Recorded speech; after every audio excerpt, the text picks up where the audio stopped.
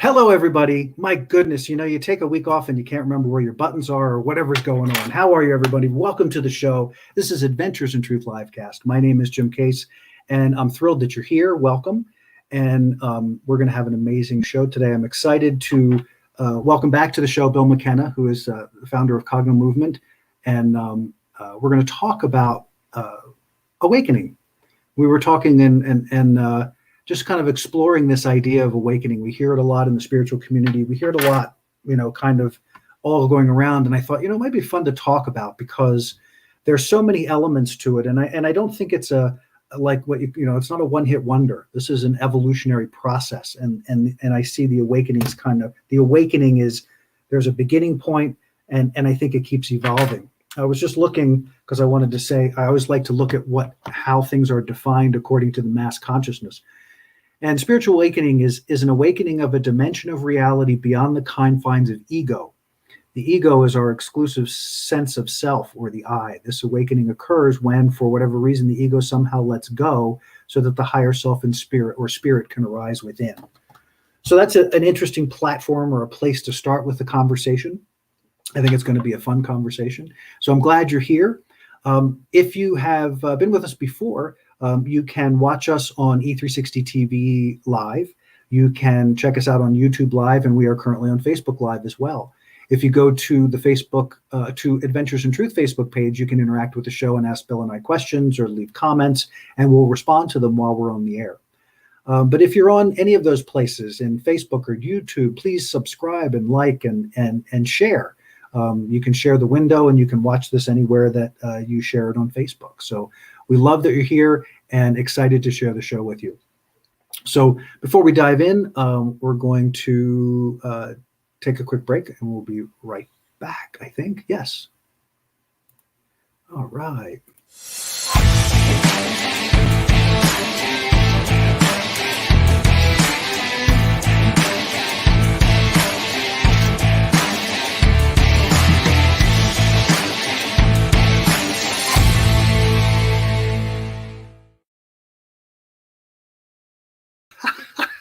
And I'm still playing with my buttons. All right, just take a minute here. I want to talk about my book, Fear is a Choice.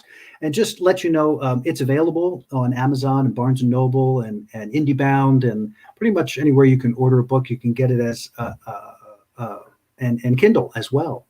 Fear is a Choice, Unraveling the Illusion of Our Separation from Love, is a powerful book that changes your relationship with fear.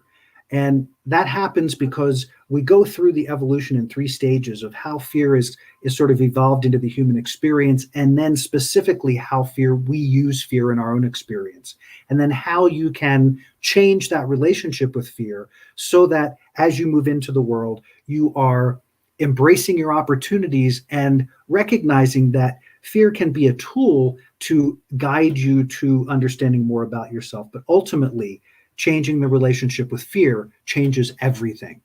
So www.fearisachoicebook.com, you can head there and learn all about the book. There's videos there. There's links to ordering the book. But I think you'll find it's a pretty incredible experience, and it will change your relationship with fear, which will change so much about what's happening in your life and create space for what we're talking about today, which is awakening, because that awakening process can happen in fear. So learning how to change that relationship is everything. Again, you can order a copy by going to www.fearisachoicebook.com, and pretty cool, right? So now we're going to transfer over here and talk about one other quick thing before we dive in, and that is the movement. And you all are with me on this one. This is the year of conscious creation from my perspective, and I call it that because I want us all to begin to look at the world from the perspective of recognizing that our perception of the world is a reflection of how we see it, meaning whatever you're seeing is your perception. And I want to help to shift that perception if it's not fully embracing all of the goodness of you and the world that you live in and the world that you create on a daily basis. We are 7.5 to 8 billion unique sparks, unique worlds inhabiting one planet. And the reason I say it that way is because no one can live your life for you. So you have to make choices about your life and living your life in coming from places that are without fear, coming from places that are strengthened by whatever spiritual foundation you are creating.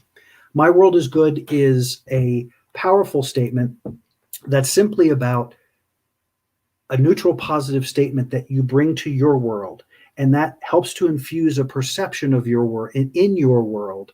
And we as collective, then as each of us begins to carry that energy, we create this unity of energy. And I think that what happens over time is we create a tipping point in the mass consciousness. So all of the intensity and the negativity that we've been experiencing and have been unfolding, we can kind of shift and move to a different place and begin to see the goodness in our world again and in the world at large again, but starting in our world, finding that goodness. So my world is good is a great way to do that. So we're going to take one more quick break. We're going to come back. Bill's going to come on, and we're going to dive into this topic. It's going to be a pretty awesome topic today. So here we go.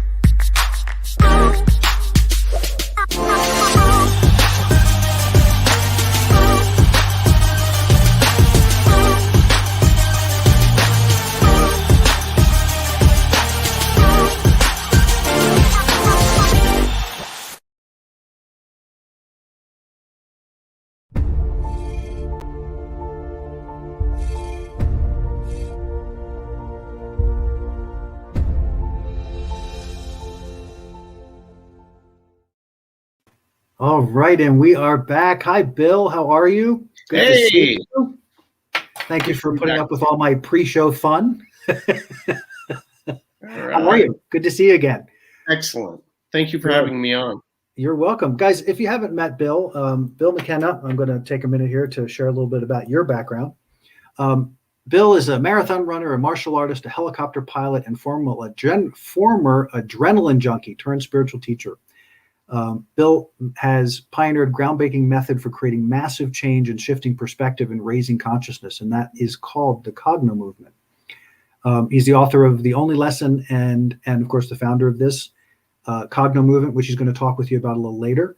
And we're real excited to have you on the show again to bring your and my unique perspectives together and have a wonderful conversation about awakening. So I threw out a definition because I like to kind of see where things are with the masses as far as how it's defined. What are your thoughts about that definition and the whole, the idea of awakening? Do you have any thoughts about that? Yeah. I have a lot of thoughts. My first thought is that it's varied. People have awakenings in different ways. And people have had awakenings from looking at a flower or a mandala or a visitation or through forgiveness, or an injury. There's so many people have had awakenings through nearly dying. Yeah. So it doesn't happen just one way. But I think my interesting thing that I really have encountered is that it's not just like I'm thinking something or I have a realization, but it's actually in your body. People have visceral, physical experiences with these awakenings, and they're different. They're for different people. They awaken in different ways. I like that. And I think it speaks to something that I have kind of been saying all along, which is this journey is very individual. While we are here as a collective in form, that, even what I was talking about with the movement, the idea that we're 7.5 billion worlds inhabiting one planet. There are all these humans that are interacting, but our experiences are so unique and so individual, and that's why I think this topic is important, because I have experience, and I'm sure you probably have too, as you've worked with people or even been in different aspects of the community, that there's a little bit of a pressure sometimes that I think people feel about this awakening thing, that it becomes a pushed thing instead of a natural progression. And I know in Eastern philosophy that when they talk about awakening, it's never about seeking the awakening. It's like, if you put your attention and you seek it, you will not find it, because that's not how the process works. It's actually a leveling up process, as almost like when you release a certain aspect of limitation, or you encounter a new paradigm of a way of understanding your life and your world and the way you come into the world differently. It's subtle in how it shows up, but the impact is ridiculously profound, I think. Would you agree with that? Oh, yes, I would agree. The ridiculously profound part is the unexpected. That is kind of, at least in my experience, it's like you don't expect that. You get more than you bargained for. But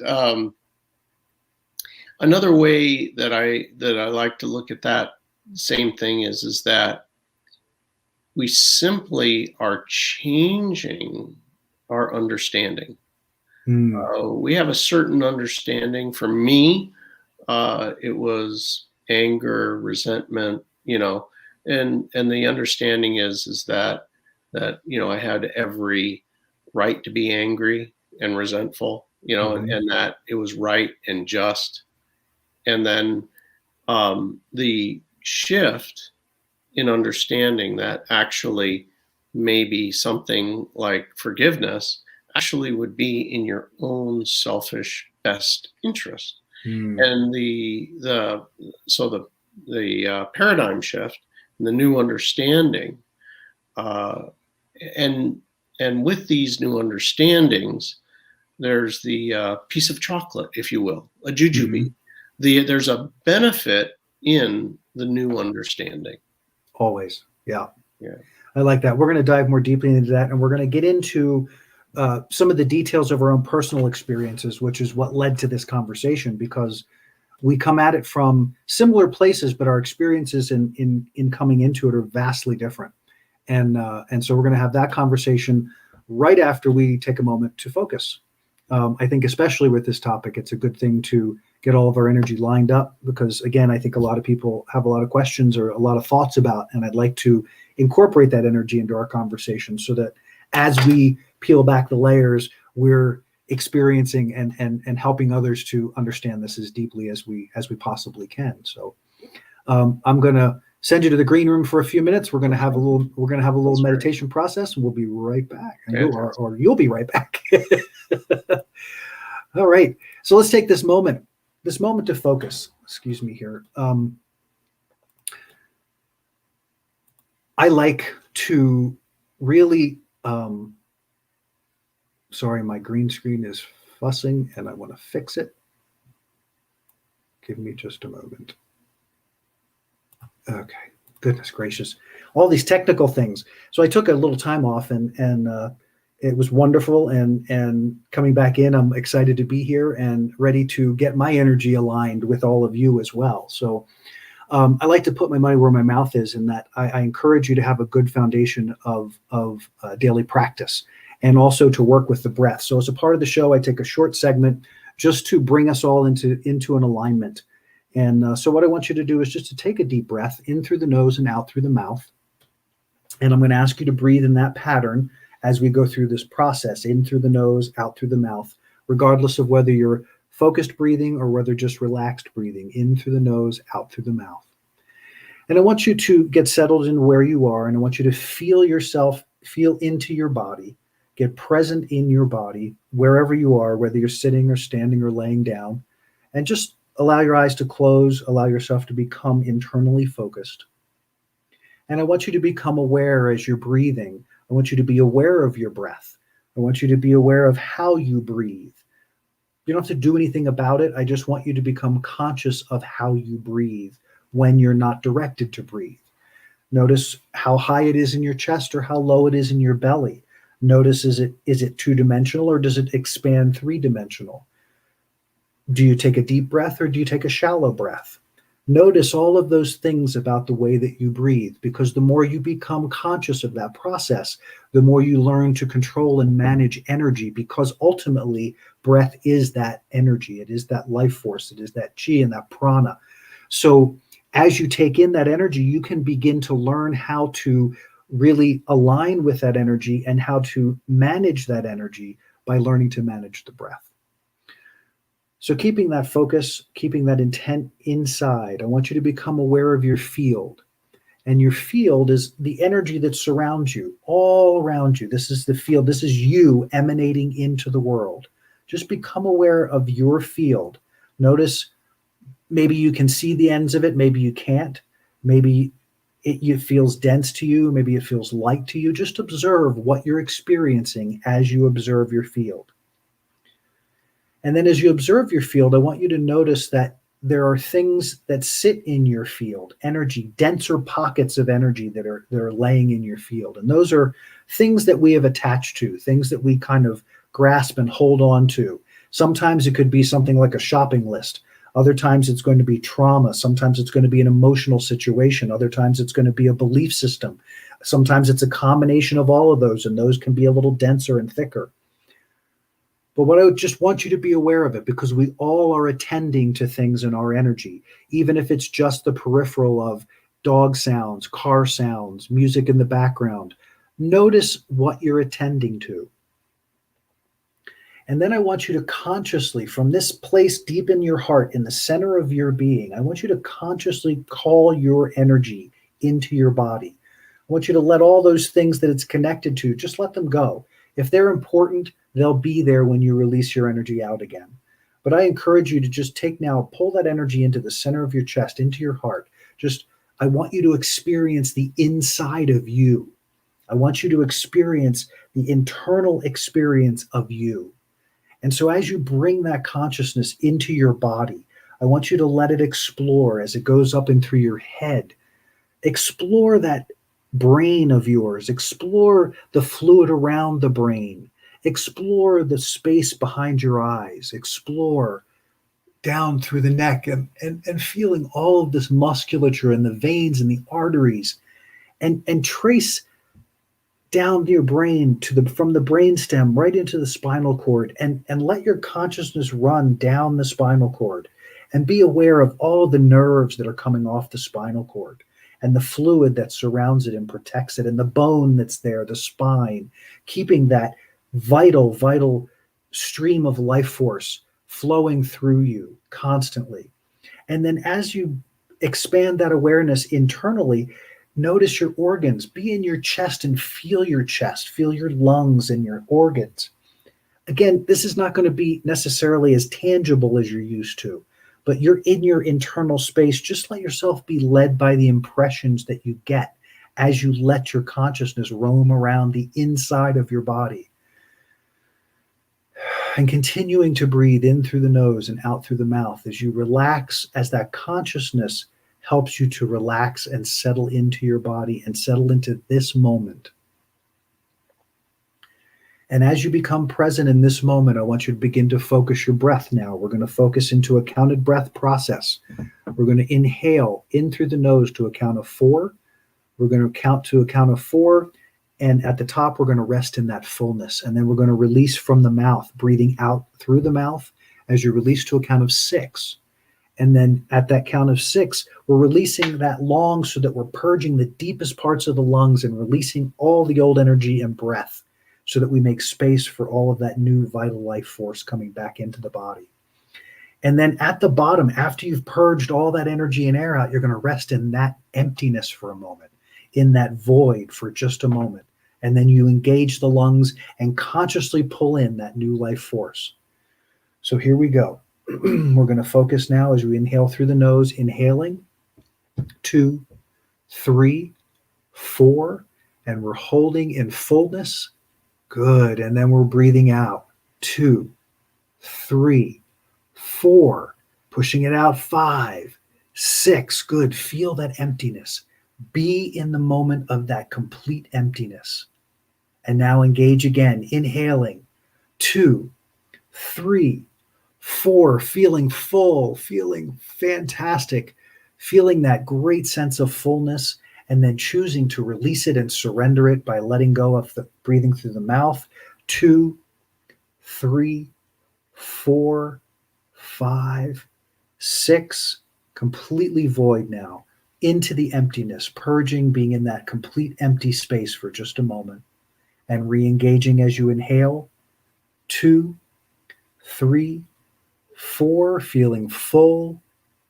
Good. Feeling peace, and then completely surrendering and releasing it from the mouth. 2, 3, 4, 5, 6, as we sit in the void and we rest in that void. And I want you to continue this process on your own now.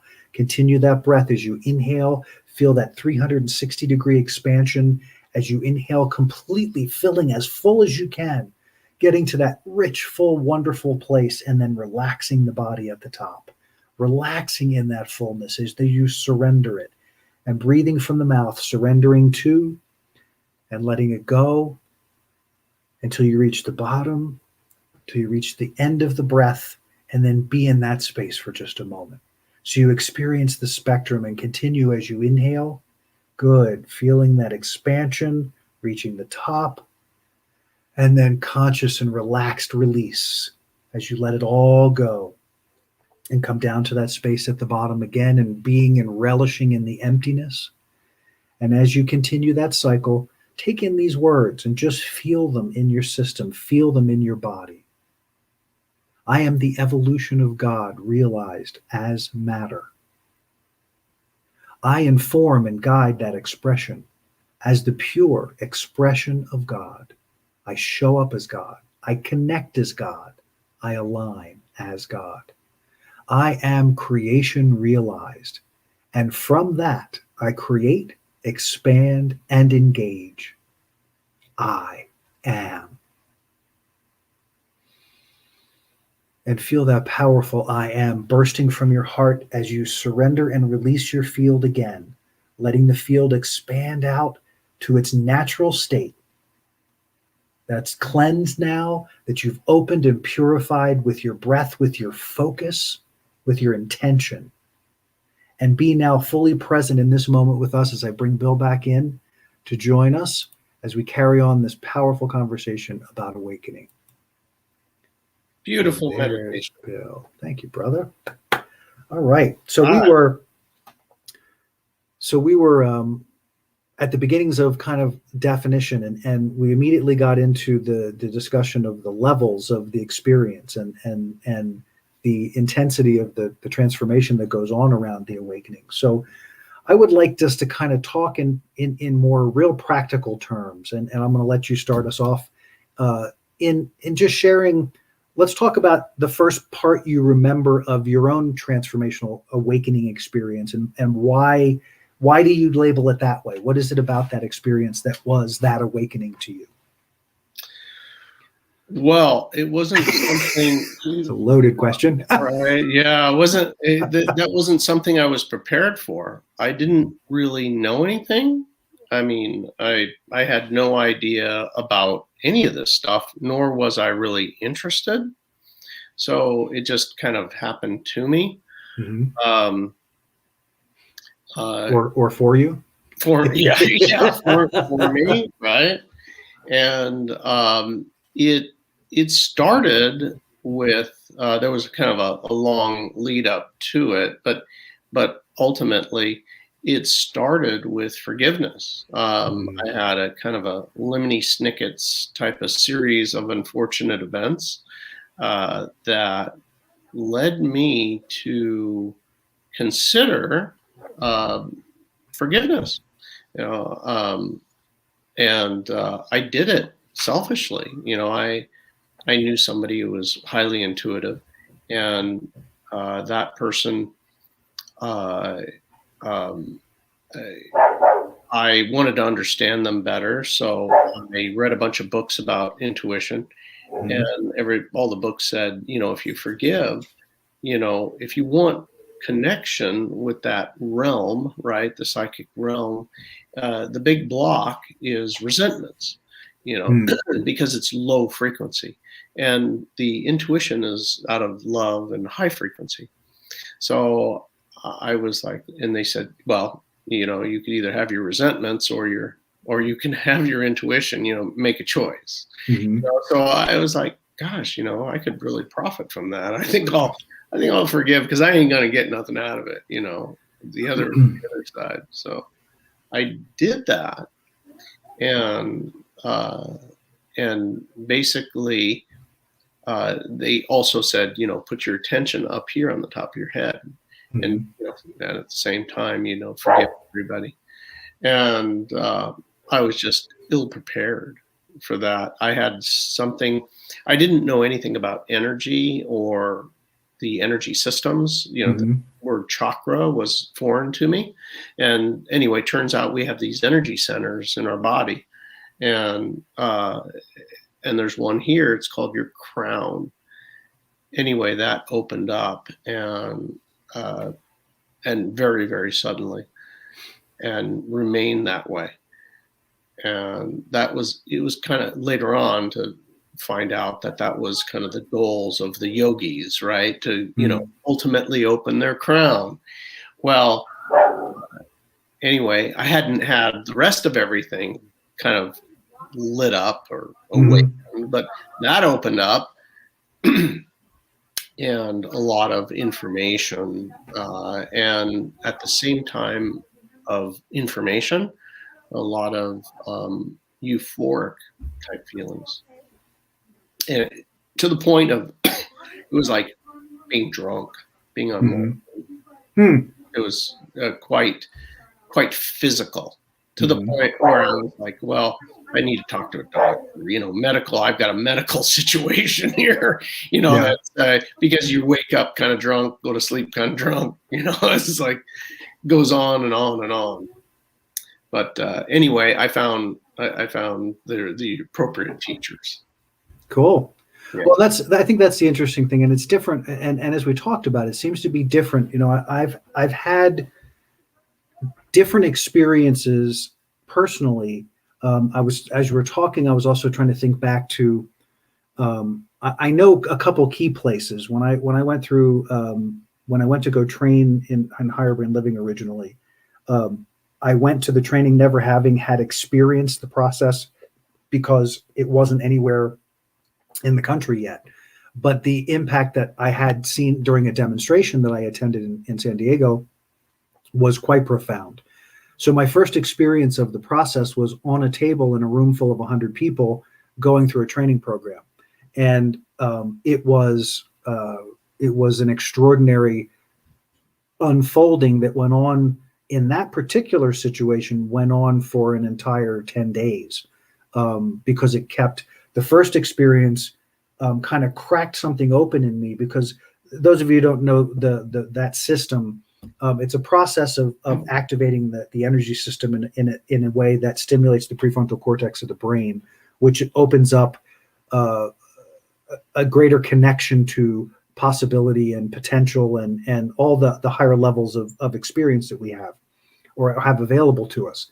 So in that particular experience, I went through all kinds of over the course of the week. I went through a water experience, I went through an earth experience, I went through a fire experience, and I went through an air experience, and I went through an experience of birthing a universe that was just I think after the fourth or fifth day, I thought I was going crazy.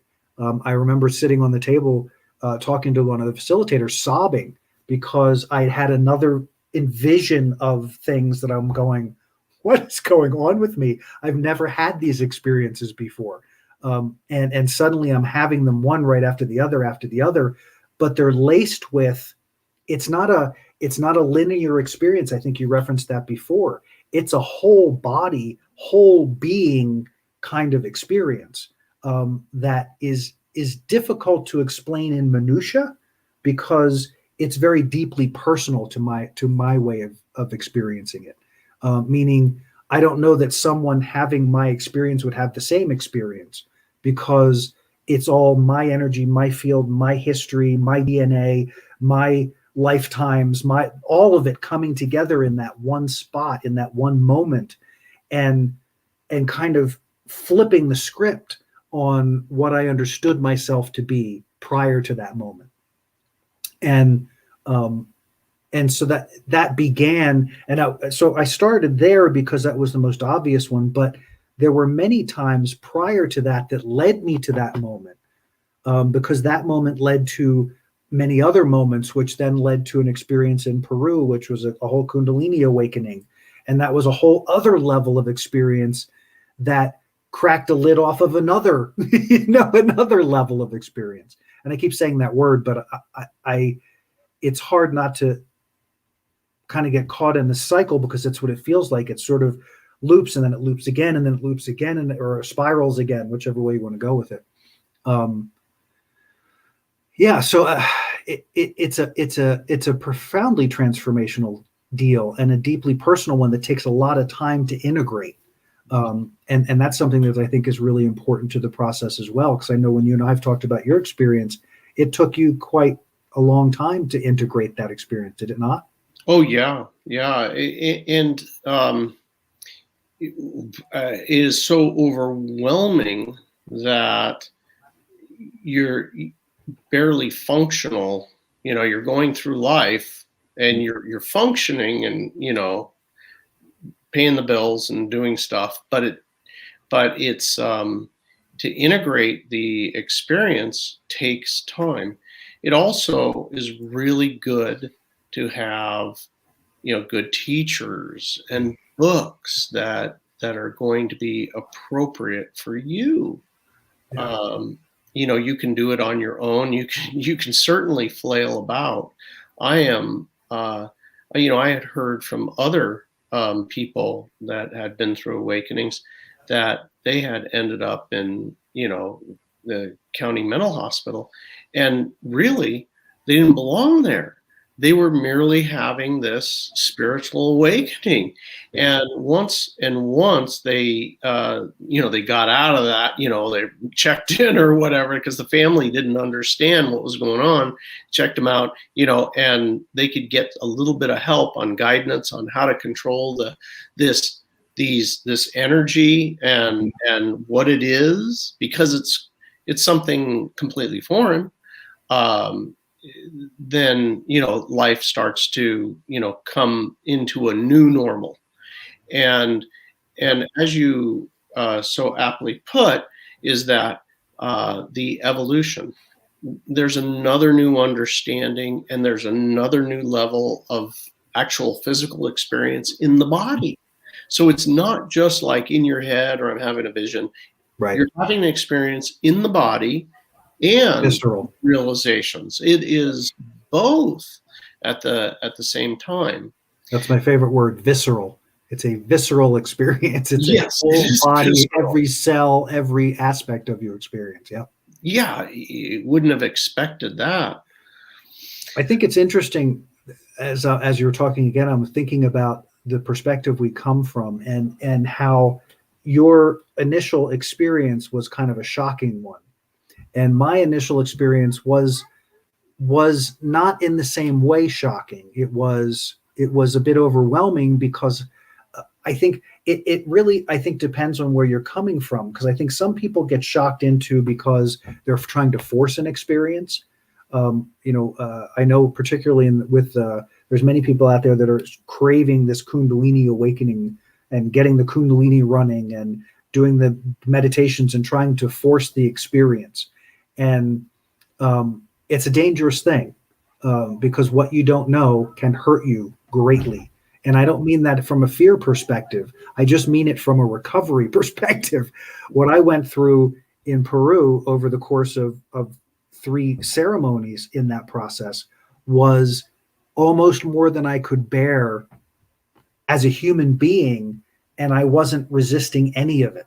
You know what I mean? Mhm. And I know, as you described, you probably weren't necessarily resisting, but you were coming from a different place than I was. Uh, you weren't actively being a seeker at that stage in your life, if I understand correctly. No, no, And so the crash was that tearing of reality yeah, was what is way more intense, because for whatever reason in your process, that shock needed to bring you to a new thing. And for me, I think it was still I don't know if I would call it a shock, but it's definitely an overwhelm to the system. yeah, Um, yeah, yeah. yeah, yeah. It is, and that energy, there's the traditional way that, in the East, that they see, oh, your Kundalini starts at the base and then it rises up, and that's how your whole thing goes.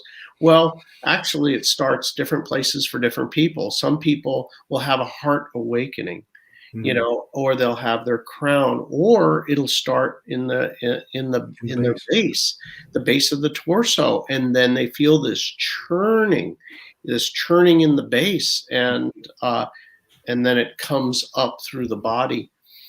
When it hits its blocks, which for whatever reason the energy comes up, and there's a block somewhere.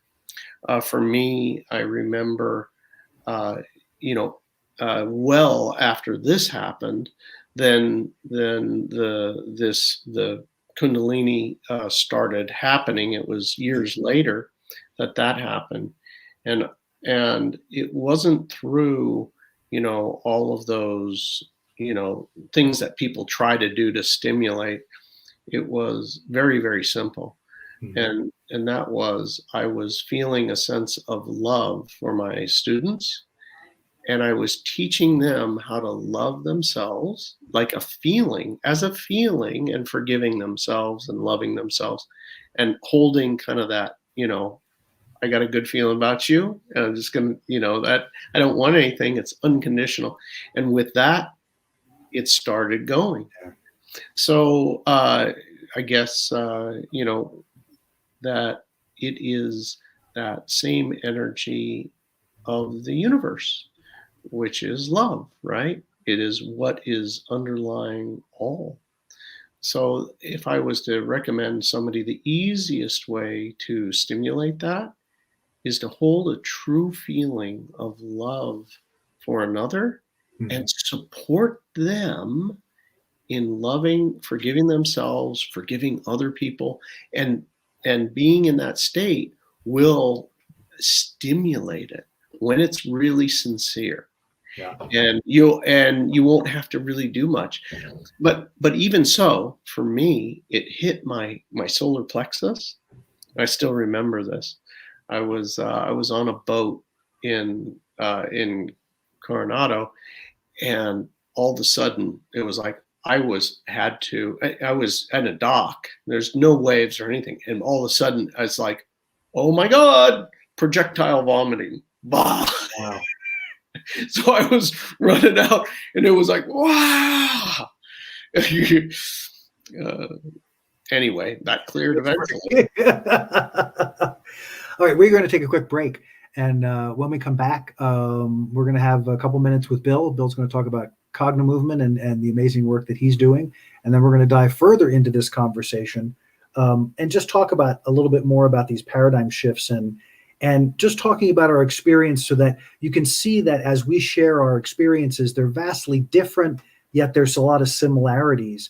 But that's the beauty of the awakening experience, is that it is always ultimately aligned to you. So that experience is all authentic of you and all of you coming forward. And that's what makes it so profound, I think. But we'll talk about more about that on the other side of the break. So we'll be right back right after this.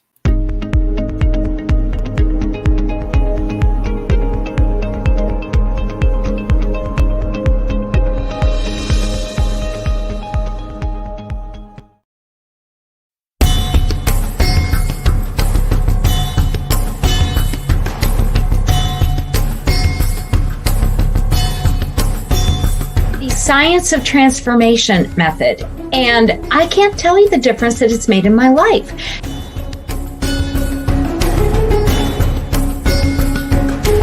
This program is all about you coming into the greatest form of you.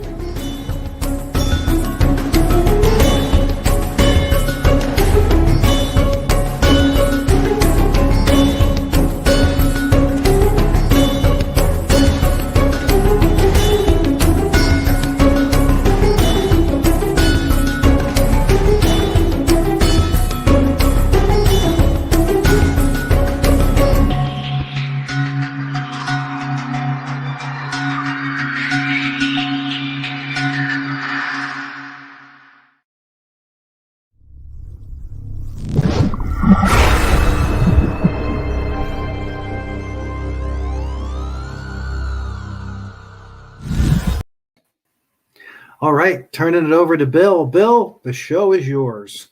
Oh, okay. We're gonna talk a little bit about Cognomovement.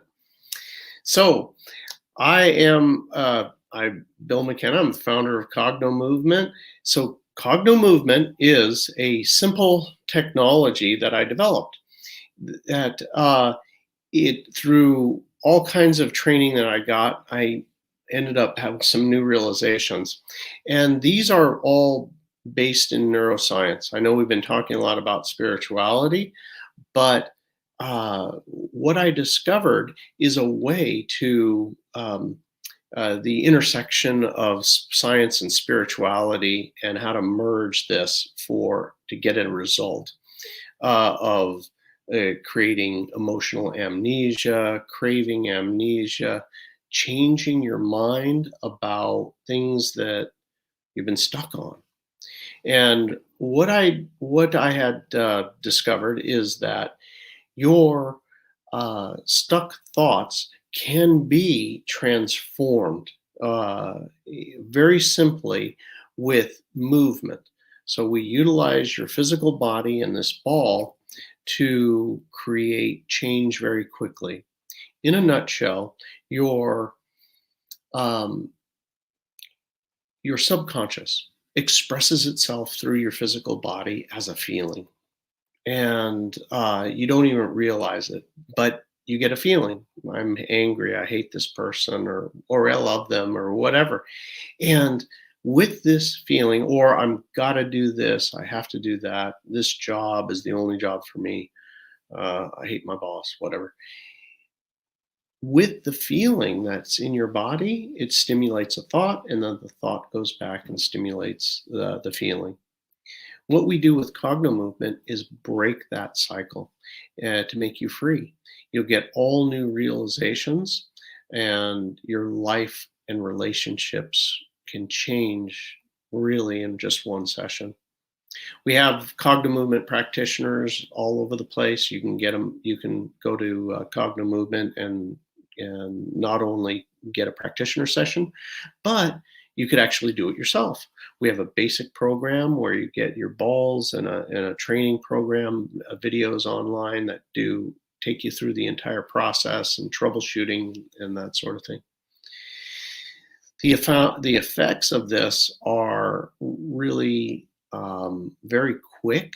One session, sometimes as little as 15 minutes, maybe it's a bit more. But imagine that you simply don't feel that way anymore. You just have an emotional amnesia. It works with cravings, and you have a craving amnesia as well. Last thing I'll mention is that we have utilized this because this particular show is around spirituality. We decided that we would utilize this because it's so quick to start to clear out all of the shame of a lifetime, the humiliation, the grief, the guilt, the resentment, the blame, all of those gone through an incredible transformation. You're not the same when you leave. And if you imagine all of those negative feelings of your life, the people that you resent, the job, the house, the financial situation, you imagine that it was all gone, that you just didn't feel that way anymore? What would your life be like? Well, that's what it's called Cogno-Conscious, and it's a seminar that we put on. It's coming up, I think, end of next month, April. And the next You month, can find out about that. Great. Yeah, and if you let me know when I do the thing, I can put dates in for you too. If Okay, you know what they are. fantastic.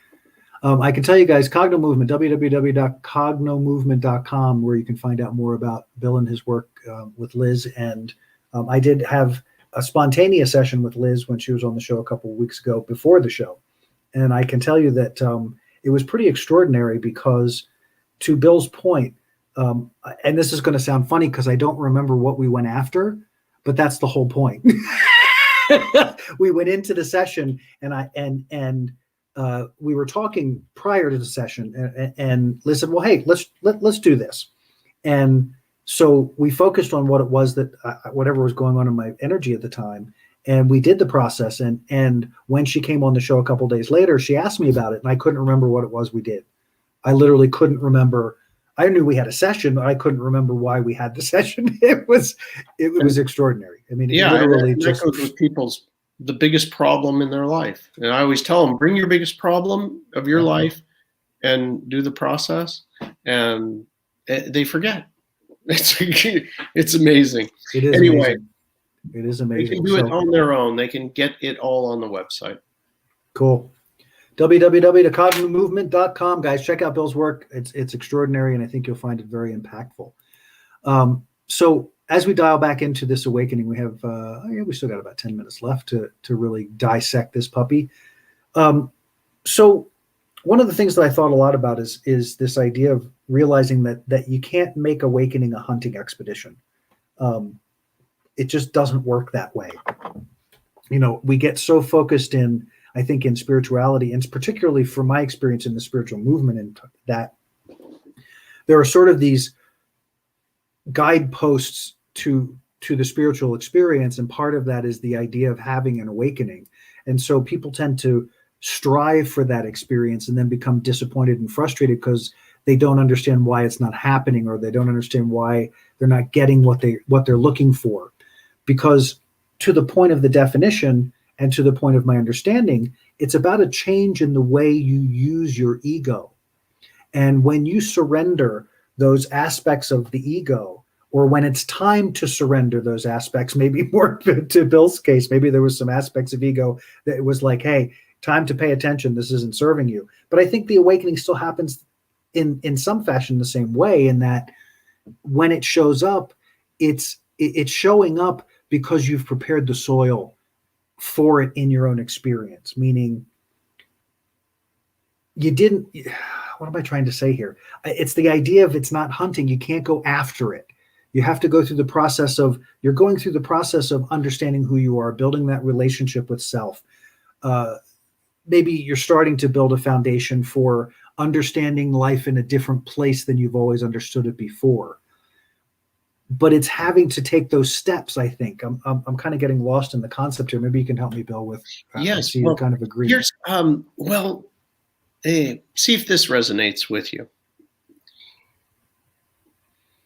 Your curriculum that you came here to complete in this lifetime is actually what's in front of you. It is all of the situation, financial, living situation, relationship situation, everything about it, health, you name it, that is your curriculum. And guess what? It's yours. It's not somebody else's. So your awakening, when he says it's not a hunting expedition, you don't gotta go very far to learn the spiritual lesson that you're here to learn in this lifetime. It's right in front of you. It's what's going on in your life. For me, my experience was that, and I was blind to it, was that the resentment built up of a lifetime of resentment, that holding on to those resentments, that was the fertile soil that I had developed for this to take place. That was my curriculum. Bill, you're going to have an experience. Somebody's going to do some things to you, Bill, and it's not going to be so good for you. You're going to have some feelings about it. Yeah. So you're going to have a lot of feelings, and then your curriculum, should you decide to accept it, is to, go to the next stage, right, is to release. So for each and every one of us, it's right in front of us. That is, you don't have to go to India or Tibet and be in a cave. It's right in front of you. It's in your own house. It's at your job. It's right in your yard. Yes.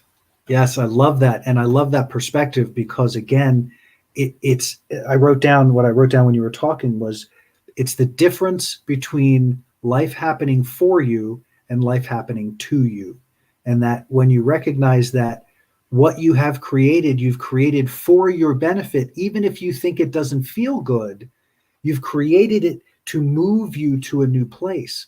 And how cool is it that we get to experience that in that way? But I think it takes that first experience to finally recognize that. Like, to me, that's where you finally go, oh my God, I really am doing this. I really am creating this. I really am. And you may not grasp all of the parts and pieces of it yet, but there is an awareness, that visceral kind of understanding that you go, oh, I'm no victim. Oh my gosh, all of this has led me to here without any of that. I talk about in the course of different shows, I've talked about regret. And I know that sounds like a weird thing to bring into the middle of awakening, but it's really not, because one of the things that I've discovered in my life is that I could not go back anywhere in my life and say, geez, I wish I hadn't done that, because I did what I did with what I had from where I was in the moment I did it. Right? I did it. I did everything I chose in any moment. I chose because it was what I thought I had available to me at that moment. Now, of course, hindsight's amazing, but what's of what value is it to regret where you've been when where you've been is what brought you to where you are? Because you can't be where you are if you didn't go where you went to begin with. Whew, that sounds convoluted, but it's really not. It is. So this is a very interesting topic, and so many people suffer with a regret and also guilt. Is we made the best decision that we could at that time. Yes. And everyone is doing that. They may succumb to lust, greed, anger, resentment, fear, but it was the best choice that they could have made in that situation and that at that time. Yes. And as crazy as that sounds, but that is part of our curriculum, right? Yeah. And to let it go and know that you're here to simply change your mind. Like, oh, okay, well, if you do have guilt, then, okay, are you doing that anymore? No? Okay, let it go. You learned your lesson.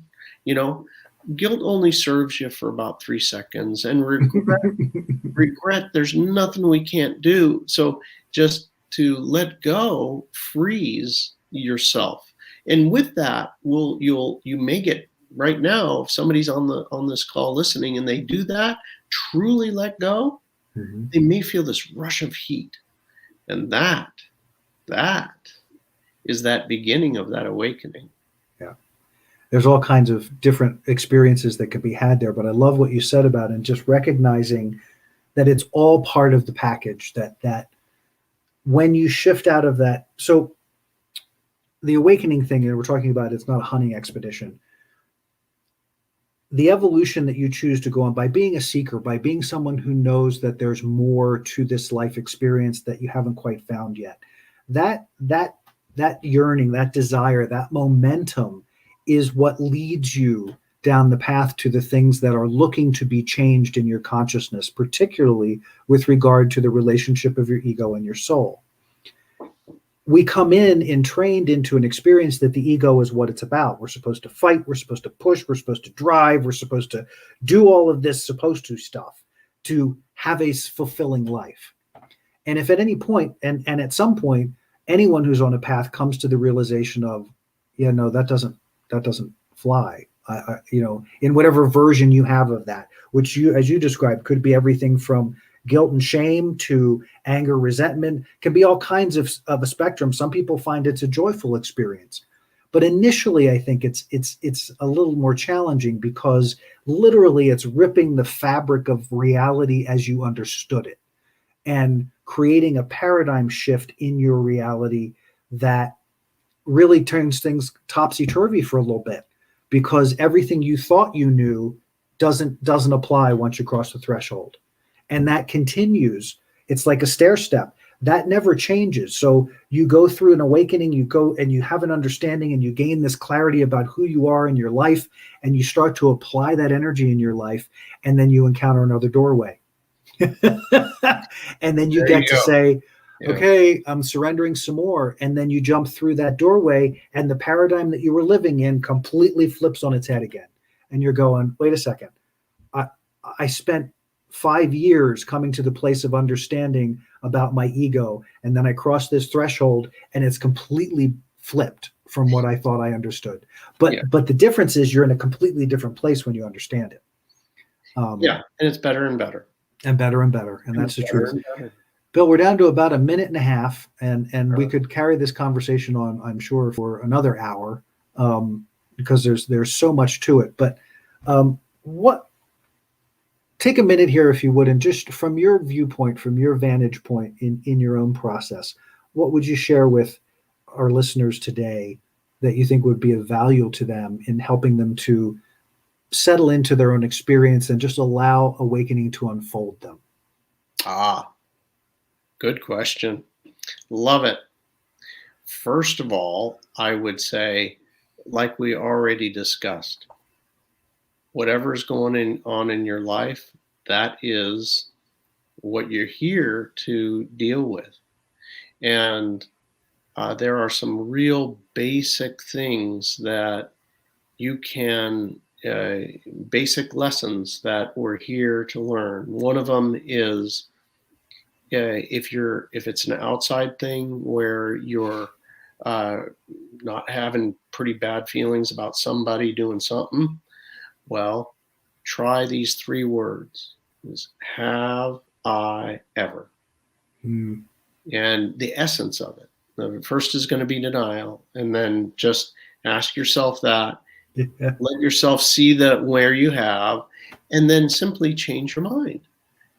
Let go, and I won't do that no more, right? I know how that feels now. Everything is a big return to sender. None of us get away from it.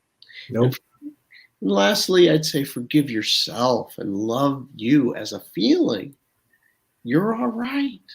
You've done some stuff, but you're all right. And just let go. Let go, because it was just an experience to learn when you were here, and an experience to help you to change your mind. That's all. Yeah. Beautiful. We are all here to evolve. That's why we're here. Yes. It may not look that way if you're looking out in the world and you're looking at different people's experiences. It's not your experience. You're here to evolve. You will evolve. The question is, will you evolve gracefully, or will you evolve a little more challengingly? And that just is a question of how much resistance you choose to put into the process. Correct. So in understanding, as we wrap this up today, the give yourself permission to have awakening and then let it go. Give yourself permission to just say to yourself, I'm moving toward my awakening, and then completely forget about it and just go about living your life, doing the things that you're doing, constantly striving to bring more love to your experience, to bring more joy to your experience, to bring more clarity to your experience. And in doing that, you begin to unfold that path, that script, as it were, that you brought to this lifetime. And you start to find that the path unfolds a little easier, and you're still going to have challenges. An awakening is not a threshold of you're free. It is in the grander scheme of things, but you've got to integrate that experience into the human experience, because that's why you're here. So let yourself have the experience and know that yours will be personally deeply satisfying, personally deeply stimulating, because it's going to touch every aspect of who you are and take you to a new place. But you're doing the taking, you're doing the movement, you're doing the allowing. So it's an interesting thing. But I hope we've been able to provide a little bit of insight into this for you today. We're running a little over time, so I got to kind of move us along here. But thank you all for being a part of the show. Bill, I appreciate you so much. I appreciate your insight and Cognomovement, www.cognomovement.com. Make sure you check out Bill's work. And we'll look forward to seeing you next time on the show, guys. Thank you all for being here. Remember to share it with everybody. Bill, see you very soon. Thank you for being here, my friend. Thank See you on the other side. We hope you enjoyed this episode of Adventures in Truth Livecast. Please like, subscribe, and share. If you'd like to learn more about Jim's book, Fear is a Choice, Unraveling the Illusion of Our Separation from Love, check it out at www.fearisachoicebook.com. Also check out Moments of Truth, a new offering from Adventures in Truth. If you'd like to work with Jim, check out www.thesciencetransformation.com to book a session. Tune in live every Wednesday at 9 a.m. Mountain Standard Time and every Friday, 5 p.m. Mountain Standard Time. Or look for our new releases and podcasts every Monday. Until next time, be well, and we'll see you again on Adventures in Truth Livecast.